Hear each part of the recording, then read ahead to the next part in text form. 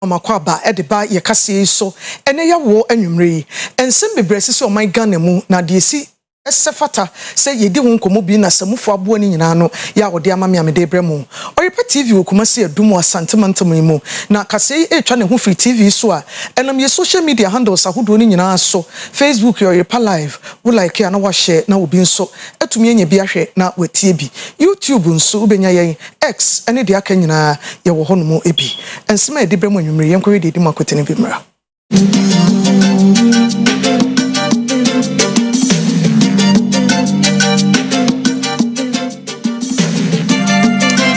Yebeko mrahye bedwafie nene yesi dumso bi esi wo ho ya yedum kanea parliament MPs offices nyina nso yedundum no nti yebiebie pono ne mpoma toto ho no mo de gemframa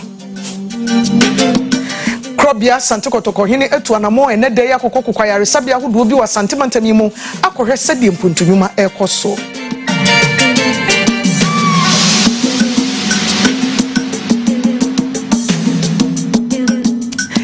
Amania yensa kan ene se ekwan Ghana man betimi afa so nipa dodo a etu kwan efiri yeman mu ekonkrofo aman so kopepe bia die ye betimi esi ano ene abefo kwan kwampa ye betimi de afa so ehun hyemu koso wonkran Yebeko America abrochiman mu ene omampani de Donald Trump na be de akira nanso se ne woni eta na chi etu montene so omohwe na sem bebre wo court ene oman ni Supreme Court akasem bi e de mu nchiri mu beba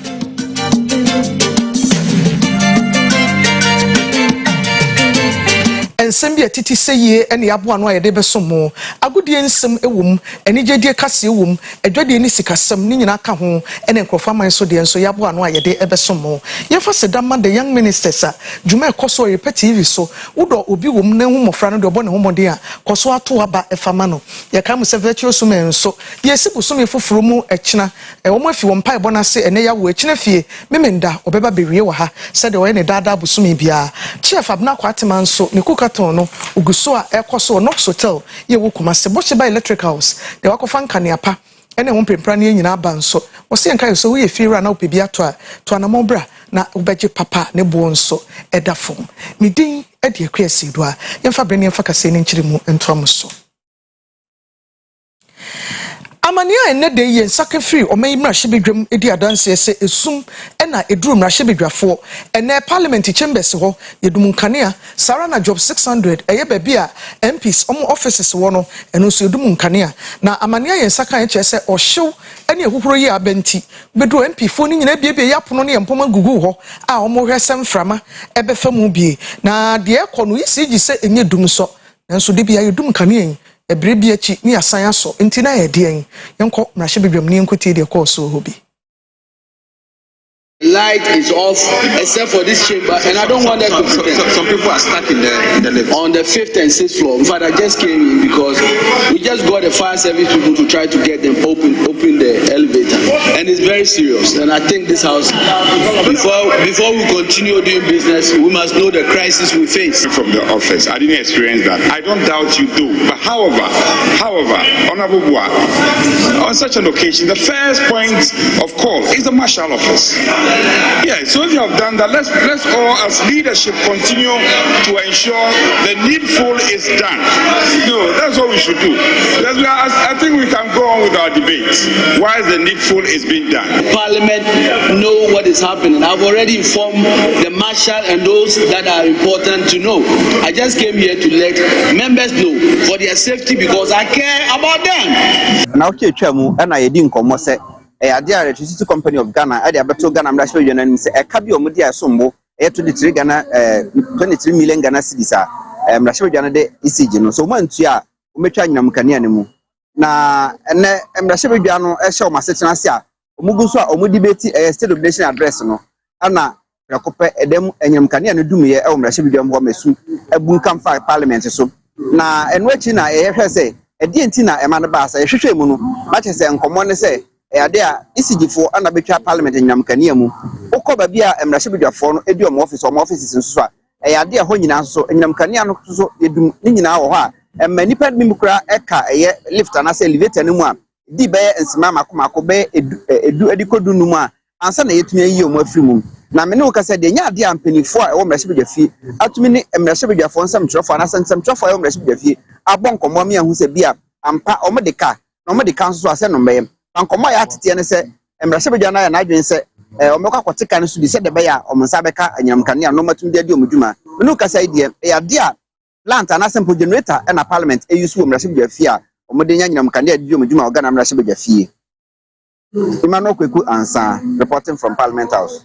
Accra. Yeba asantement mimo. Krobia sante kotokohini otumfo se tutu otoso mienu. Sade be ya apom de ho nsem ebe kɔ nanim nti. Enche pii afi etwa mu na wie ho baabi na ode emmoa ne adesreto omanfo nyina nim se yeme bibi na yemfam kɔboa enkosa konfa no che ayaresabia ne yade. Gi no a ono hwɛ nipa no ene ono so yare. Na anopei wone nanadom binum atie simontene akɔhwehwɛ sade mpuntudwuma ekoso konfa no che yefi ase ya yeye adwuma no wa amananso a ko seria aboa so ye honso hospital I wo musi wo okohwe na fi menhia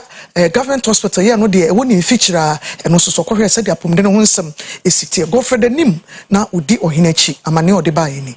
Krobia Sante Kotokohino otumfo se tutu ne dey wafa to no ho so a obo apro e wa yaresabia ahodo e wa santimantem ahwe dwumadi ahodo a ekoso empepenso ahodo a akwa akodruyi dumbienu se de be hospital du be yusuba na community no so be yusuba se e bia problem ba ho de na ki yi community ne de ne de abet support hospital ni na tu ni na ba ni na ana yi lines no so ya twi ni na ababi Because of the space concerns, the hospital is still in session. So what is happening is that we'll be doing it in phases. So currently, the A4, A5 demolition has happened. The things have almost arrived. So as it arrives, we'll be making sure that just a matter of fixing those fixtures and fittings that we have imported to be able to do this. We have just started the in-house. For the roof, we are 100%. We have just inspected the full house. We'll be able to say that maybe just about 10% of the in-house work. Okay, so what hospital percentage be na do na time be na yen hwanim se bebi say the percentage you metumi aka say edu be to say 96-97%. The aka say here equipment e be install no power ye be install ya na fi ya testing na fi ya hand over nti ye no wi na fi ya achieve 100%. See the me say possible the time ka say possible ne say see nya power no, which is the key thing. Power ne ba equipment e wa ha nyina e betimi use enti obi kura ba na say bibi na ye na na say jukra na ye say ya e betimi asoso the theater light ni bibi a e de aye o sha kwan no e su hia be power ne na ye keep ko power ne ba na yetimi install e ma de na ba into operation na kwan no so aye kwan ni ye so ati ase na afi ensu na be ba na ensu no kura de e betimi use the treated water from the borehole na contractor na ye no e dey start it nti no power na nkasa ne hia nti no power no so almost say by the end of March and e be ready nti nyina ya twen mu ne ye wo say e be ready na yetimi abe hand over yetwa ensem no eso Waye bedwem kasache bi a de third Kofi Annan Peace and Security Forum efa bambo ene ho nsem ho a Kofi Annan din ne da so ne prensa so ni a ye na din nyina akoso Kofi Annan International Peacekeeping Training Center a won kran we bi afi de na no ama mampeni adodan kwakufu ado akokasa wo den se bebre atu wiase ama nyina anim se ene wiase enam technology na abefo kwan nti wiase nyina be ye krokito abaako ye asem si benkumu a na akanifafo enten na ekwane enipa bi nam so na asetena enipa bi etutena na omokọ manim bebre na ififiri omaman mu titiru amanye yedie nhedani mu no ekọ wanim na se wokọ a oso otimi twa wani behwe wachi ana ho nsem kan no etisen na wahia mpanimfo bebre eno de asem wetu wanim continues to drop. The report further knows that Italy, for instance, which has a total population of 59 million, is projected to shrink by almost half to 30 million by 2100. Thus, despite the politics that mark current discourses around migration, declining population trends in the advanced industrial countries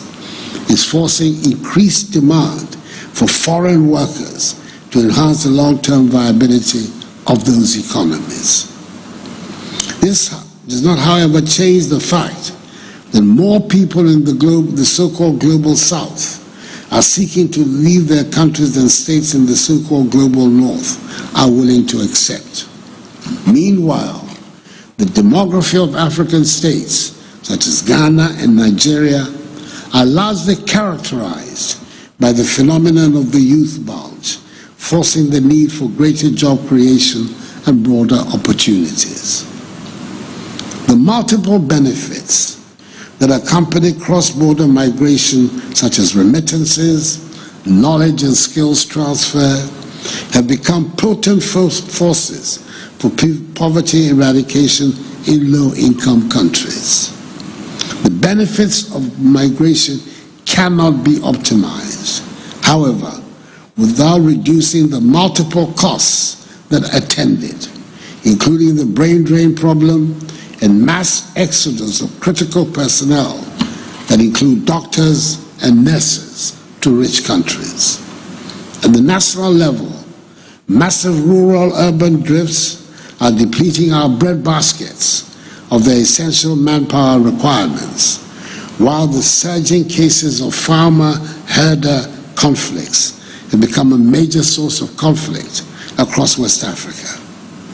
Indeed, the ECOWAS region is grappling with multiple sources of insecurity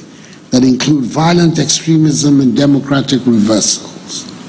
The recent decision by the authorities in Burkina Faso, Mali, and Niger to withdraw from the ECOWAS does not augur well for the security and stability of our common region. Atia ekuafo ya woye atia ho adwuma wakọ ho abom atiko ede Cashew Farmers Association woni ewo German South Municipality mu ewo Bono Mantam mu ede adesre atompanyimfo anim ni titiru Tree Crop Development Authority ye TCD anim ene aban so womra wommoa na sese atia ne bo no ewo fom kra ekuafo ne ya wo boka se de wapagya kokoo buo no mu no wompagya atia anim sa se de ebeye anika na woyede won ho ebehyimu yi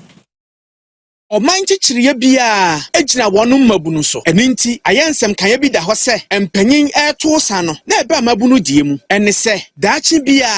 mabunu ye ni daaso ede ma oman efia mabunu ni mu no na nkamia ye se woni daachi papa bia daachi pafapem ene se woya babunu na woni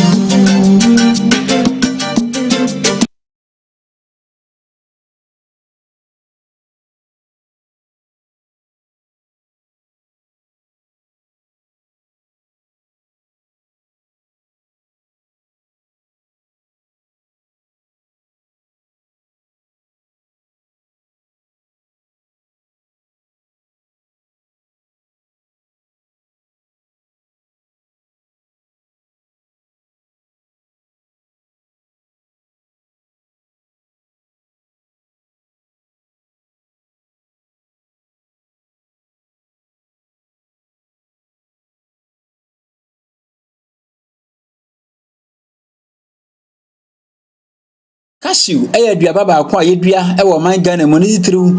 atifedo mantam na afei bono mantam no emu na cashew bo ewo man ni mu no embrembreng eso ato papa ama akuafo bi akasa de afa ho eyi nam so ma cashew akuafo a wo German South Municipality a enen ewo bono mantam ni mu no ababonti da batugo a kire se wode kokobo de ma Tree Crop Development Authority na bank se won hwe na cashew bo a embrembreng ne bugina Ghana city no esong no wontum enkodu city no edu akuafo a wonbu afuyi a kire se tabange sanhye ye enen betimi aboa ama oman nisika se magina nanso na fensu no aboa ama akuafo so abrabo atumi akonkan ebra mpaningfu yi ni ensemkyerefo rekasa ewo bunu maten wo kire se sabre a abange no eroto cashew no eni bre a ewos wotumu esanse amanga won atwa Ghana ho ahya nyinara no cashew no bo akosoro opaninga wakasai edema akuafo no eye elder Kosono a wonen na woye vice chairman cashew akuafo yi ero wakasai na oto na numtuo sisi ya yakasai Cote d'Ivoire no wo mo bohye no omoto cashew no siri nwotwe beso aduonu breko a yenyina yede ko amanone ayede na Côte d'Ivoire timto siri nwotwe beso aduonu na Ghana de era so gina siri nso say tree crop development emomodia enwene ho antira say enwene ho na omuntim paja yebonu emai nti sabre akuafo ye kwan say nka anya hwe se yantumi nka abananti bantokura no nka 10 cities de nka so nka otumi odie gina ho nti sa city enso no de ye besra ban pa se emwaye kura eningachi ena Mr. Emmanuel Kusi a wonen na waye okyerkyere opani edema cashew akuafoku no ono so kasai na okyere niam ahoro a eha won no ebi nya nte yese afi bia no cashew jumadie mu no yewo sika ye twato ho a ye de ma ato akuafo bese ever since cashew start ye akuafo ye hu anamonto bia saa sika no a yatete ho no aban ede boa akuafo nti anakoi ye hwe aban anim se saa taxes anase saa sika yatete ho se ye de boa akuafo no aban eman ne na emoneto na omma akuafo yensanka ye chefa de ewo sanse cashew jumadi a akuafo na ye bre ewo cashew jumadi mu nanso yenso na ye nyam faso bia ewo cashew jumadi mu nti ye to ansam ne so a adwesu jase hene eye osahene buodu ya otoso miensa eni wetu Ghana fo mebunu nyina fo se obia nya hwe school na wokwa yero ho kọ adwumesua so amani nkọ ho nante basa ene nnioma bia nyensanom no bone fa ne de keka ka ho no emampuntuo ewo nipa brabo Omanchichiriye bia ejina wonu mabunu so eninti ayensem kan bi da ho se empanyin eto sa no na ebe mabunu die mu ene se daachi bia emabunu ye ni daaso ede ma oman efia emabunu ni mu no na nkamia ye se woni daachi papa bia daachi pafapem ene se woya babunu na wani suade hunu enkamia ye se etoda bia emabunu binum ne yoye ene anamo otutuo no se wonte asimpo a na nkeye esanse wanya ni daaso emfa mabusua ene oman mu awatimu suban bia wafato wo ho so no ebewi ase na kowie wonum wafiase ebini to na nanom se do abrabo no atumi ya basa osahene buadu a otoso miensa adwoso jase hene ene Oyerepa kase bonkomo no watu Ghana mabunufo se wontwe won ho emfi no yoye a ensem fata wabrabo eho eniema eha wani munyam enkunimdie wasetena mu no wontwe won ho mfiri ho side be ye beboa amwatima be ya panyimpa na wanya wo mabunu ye ho faso Ghana memuru se me ka bibi akire mu a yede misi akonya so eye afishia pagala ye boye yede adisuade bi to so se yenyai enubone no na afi ade bia enye bia no ye momoden se ye beti ye ho afiri ho na chese na ya ade a emebunu dwumadi da makoma so nti se mitu mabunu fo ade me ka akire mo ne se yenkai enhunu se eya na ade bia ye presa ye pe no odi huhu epade a unya eyodoma nkoma ne hira na onyame ka so obehira won so a obia ntimi nsewo ena ewo nimre pamu no enema papa ene ba ya akwan mu etizisi a obonwa ne se mabunu no yes ose udi 70 ene ye den udi adioso na ye den tese ono de onwene se obenyina che hu na emom odwene se medi yie ntam ne sa anu nti no emaye fa adwene edi benye skantem enti edubone ton me ton no menye skantem edo bekwa ko wie prison kronobo me twese kan esi obi so me twitu esi obi so na magye na ade a media me gidi se ba me nchen ebe ma medi yie edo bekwa ko wie prison eniama boni bebre na sisi ayeye ye hwie petrol gu robem ni yetwe ye hwie solution egu robem ni yetwe ye de tramo egu drink mu ni enom eniama yesi bibi di shisha ni asheda brand ni aye na ketekete ni nyina ne se ye entize ye youth no ni atwea ko seyim me de me ka kire won se opese ye bodin papa na daache unchiri manso enya animunyama wankasa nyabotre ne bobra papa na odoma nkoma ebehye wani munyam Yet also ye ko buno mantam emu na Doma campus University of Energy and Natural Resources UNE wonwa keka wonwe bie cafeteria didie bia madesuafo no a eho kasums Ghana sika fofori mpemade oson 70,000 cedis a wode kwesika dada no ma 700 million na no na Dean for School of Arts and Social Sciences Dr. Emmanuel Opokumafo one yensem trofo twetwe nkomo na wode botaya enam so otu anamoi atudwa. We are happy that we have seen the fruition of the effort of our predecessors, Professor Otu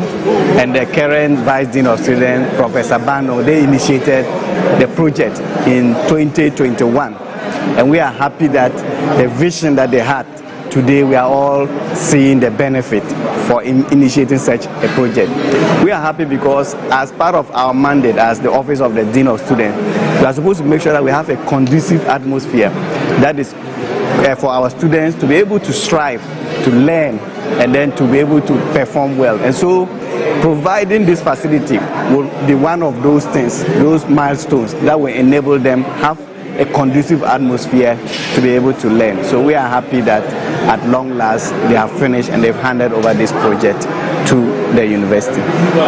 Cafeteria university would say look up a say UNESCO home. It's a person more for no feel person chamber, so no feel this is a movie. It's a would do a quahona and the son open better challenge a more. Umbe fifi. It's here who say as I say a back of mass so. Now I see cafeteria more no money do I need to say the movie now. Now money I know what to say or more or maybe a wrong place. It's also no back on health wise. At the health no so no job on TV bra obet manya ade bebre and the person have already sent no and na yes cafeteria na get me regularize aduane a omo ebiti no omo akofa aduane bia to mo yemanya ade amna amwa omo addition baba bisio and ti umu yo hanom a the person cry wodoma and no more sunya the same services and tell my disagree that be done. I'm say SRC 700,000 Ghana cedis and I investing into this project. So above all the projects now I was here at campus you hear na be brave but the forgo ni na e be 700,000 Ghana cedis ti a train here CSR cafeteria here Wodoma campus. Our campus is very far which is on the border of the Côte d'Ivoire, and it seems that for lack of better words, we are being neglected. We have GEFAM projects going on here, but they have been abandoned since some past years, about 5 years going forward. But if you go to the UCC, Legon and other universities, they have projects funded by GEFAM, but they have their eye on it. So why is it that UNE is being neglected? So we call on all NGOs, all corporate bodies and the government to come to our aid. Doma campus is actually bleeding, and we are calling for their support to aid us build a better Doma campus.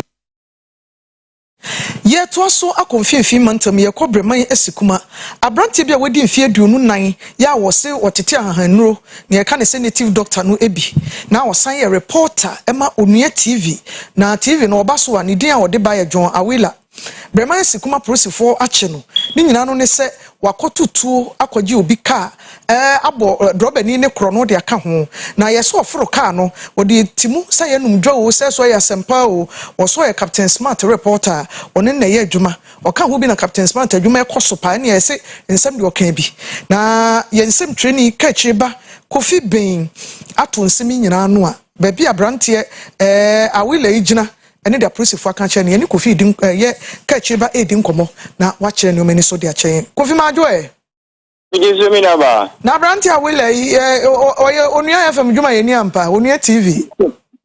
wo branko mo ye nkwa ye ne bo so ye onua TV wo mu semtroni ana so ye semtroni asante mani Ghana man na etie o yo nya ba meda wa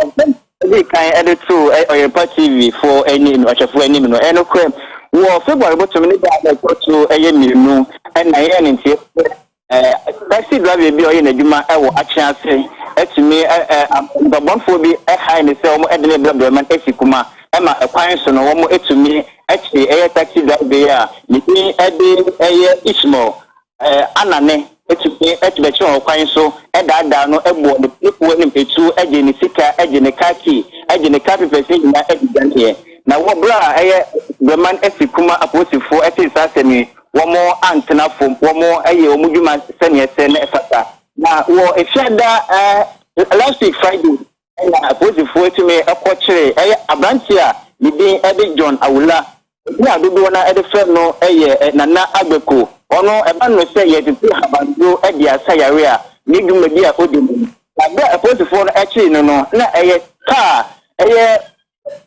branch here the day Eddie Ismail, Ananeno, a use to a watch no, Taka, and a Waka spin for 4 or the in the private car. And I put the 4 as soon as the page say, once in December,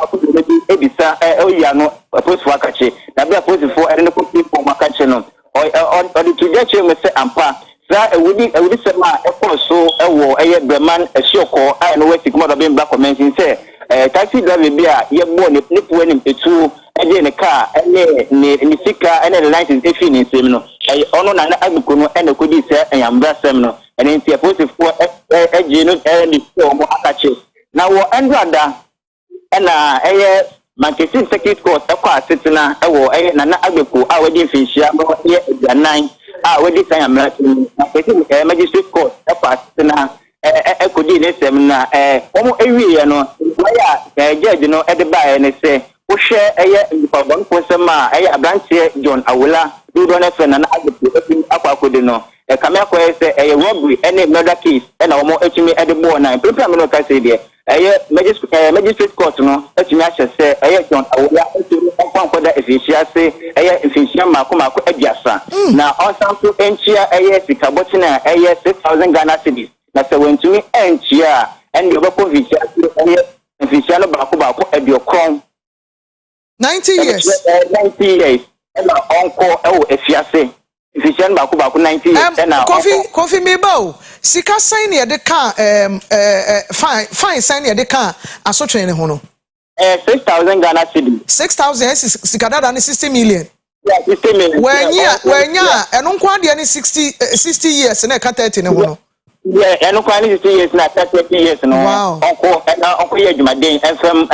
o my Ghana. Na me aba ne ya wo sem ne se wondra bra omo edne back to Breman Esikuma police form akache no. Now almost edne ba omo abeteki ni fingerprint. Now atwa na kwentu so akọ serve e wo prison honomo. Na eno na ni nia bema odi na twi o se odi aduane John Awula e wo police for omo akache honomo. Banku ayabo no wo brode haban mo. Nti be odi aduane be piem ho na police for no say ombu aduane bi endiansana odi aduane akoma ni nia na odi prison honomo no. And I put free a man that could yaman a so a man in Suma, Obu, Bankuno Baku, you who say, actual breed, boom, Baku, a share, Bankuno. Now, a put your business, a banner, Diana, with the air blue, so actual breed, me and Sa, Yaboom, a share, the animal, and the essential boa. I say a bow and Cassette and suppose for no so I don't want to can't no can say dear or not a canina beman or pose for Akachi El Honomo. Now Bankuru no idea no the Asham weed and you read also breed patented for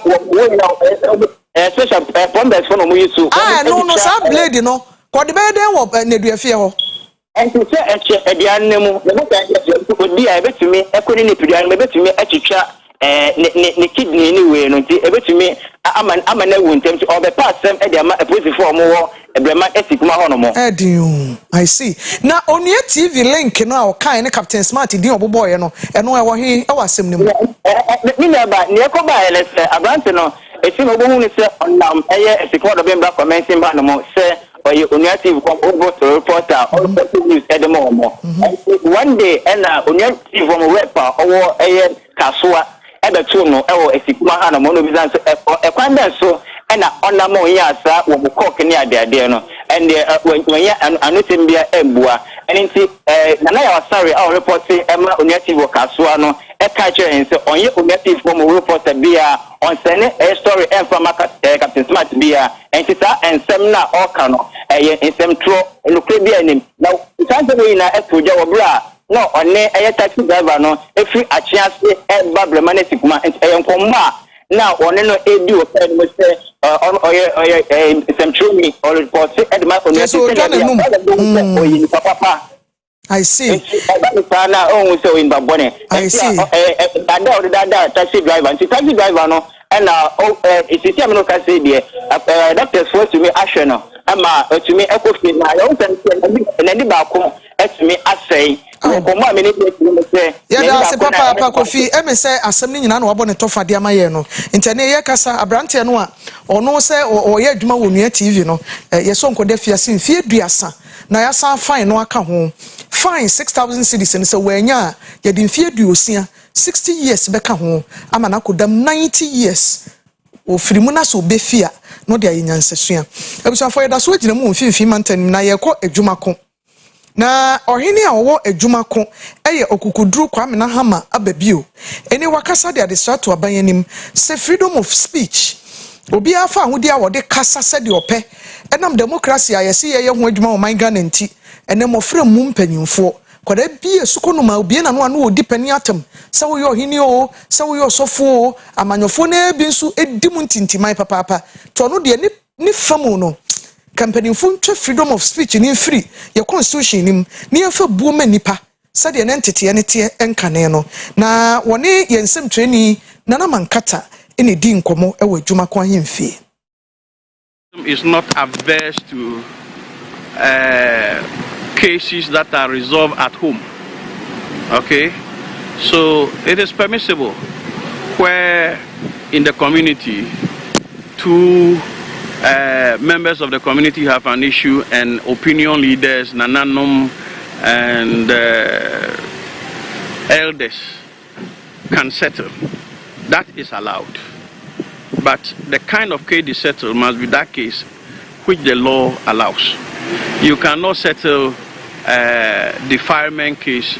at home. You cannot settle armed robbery. You cannot settle rape cases. You cannot settle stealing cases. You cannot settle fraud and criminal cases of felony. You can handle misdemeanors, but those ones are with the police, and it is when the court agrees that it be settled that can be settled. But when it comes to landlord tenancy, marriage, maintenance of children, custody of children, boundary issues, land, and what have you, it can be solved. And that is the prayer of the court, that people will be responsible in engaging their social partners so that their issues that affect their relationship do not culminate into litigation. And so the court is not opposed to people being able to settle their own cases at home. But the cases must be the cases that are permitted to be resolved by the parties themselves at law.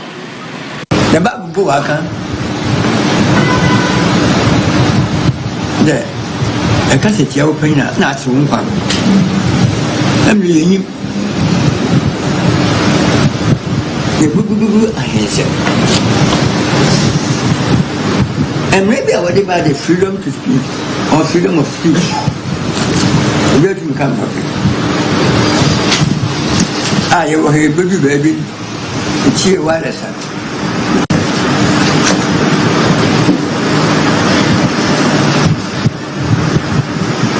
The poor Ghana campaign, which you got it here. Freedom of speech. Baby, we must say, or come and fight that. Hey, now, Mamma, a man,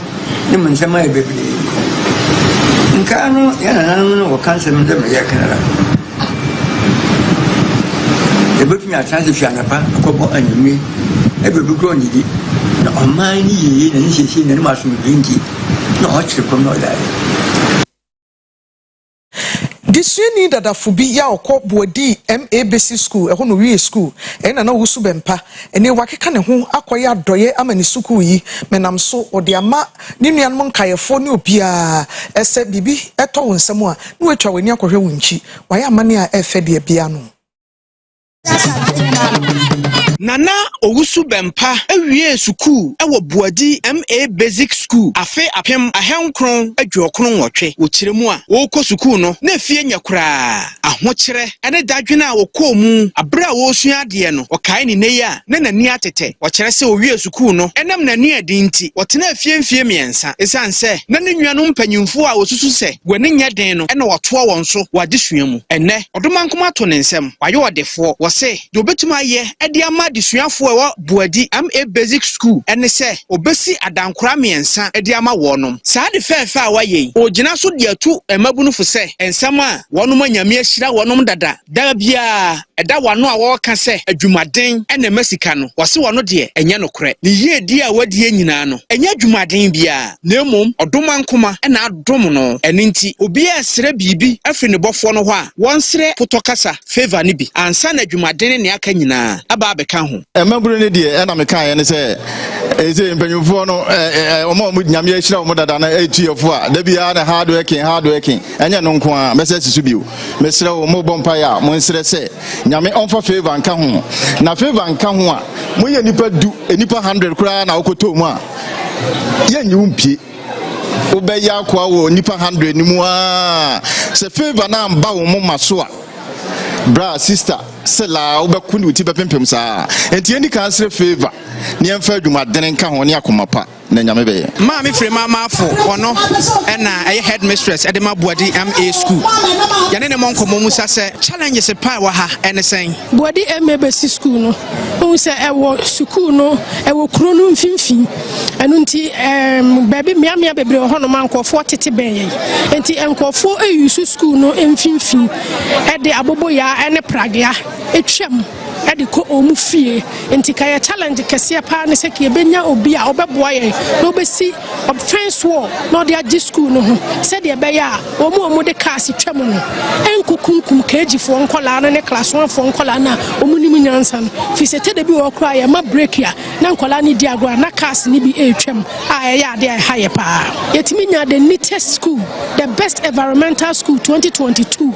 na sa facilities we kora ne yɛ ni bi ɛna yɛ nya ne de yɛbɛhwɛ so yɛ pa oba wo hwɛ sɛ de school mu ha yɛ fe ya ɛkyerɛ sɛ yɛ di ehu ni teacher for no so bɛbɔ mo ho mɔden sɛ yɛbɛbɔ ho ban sɛ de bɛyɛ de bia na Owusu Bempa bɛba n'akyi bɛba bɛhwɛ saa facilities we no onu ne ho so ɔyɛ ma yɛ tie bɛhwɛ so yɛ pa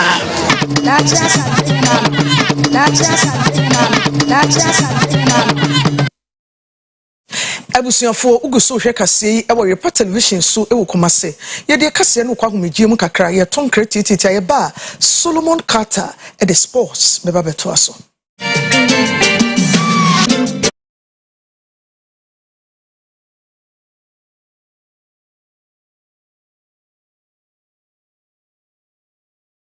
we are see population nyina ebedru 11.1 billion na no ene ho akwako hia se ebenya aduane a ebetumi ede ahwe pakoya omo enyini ana omo dɔɔso no ho akwako hia se yehwe na ema ye na Greek nsɛm yekua yo nsɛm etimi tumpɔn ahwefo se ne woni usu ahwe no we ye double nkukɔ enya common awo Ghana bacha me de free Asia na ba top soil assassin nim de assassin nim enu nti ena Oyerepa television yakɔ akɔfa ɛyɛ mkua adwuma a yɛde bɛyɛ nkyerɛkyerɛ ɛne nteteɛ ɛne kasakyerɛ ama Ghanafoɔ ɛfa ɛyɛ abodie mu nsakraeɛ ɛwɔ kuam technologies ahodoɔ innovations a ebetimi aboa ama ɛyɛ yɛkua adwuma no atumi atumpɔn na abayɛ krabɛhwɛ na enipa a ɛdɔɔso owiase no ɛnyɛ aduane pa adi ɛno nti na msi hyia me ɛwɔ Oyerepa television ɛbra yɛbɛtwetwe nkɔmɔ afa ɛyɛ yɛkua adwuma ɛho nsɛm ɛwɔ yɛkua adwuma so ɛkuafoɔ yɛ mamambo